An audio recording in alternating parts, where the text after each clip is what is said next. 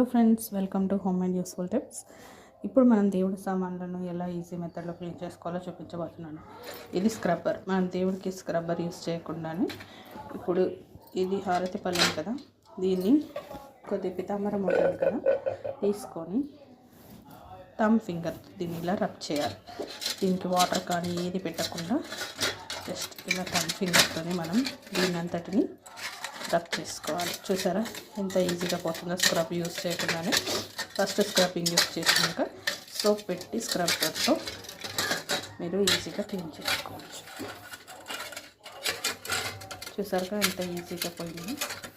First మీరు ఇది ఇలా యూస్ చేసిన తర్వాత స్క్రబ్ని యూస్ చేయండి. టైం కూడా సేవ్ అవుతుంది.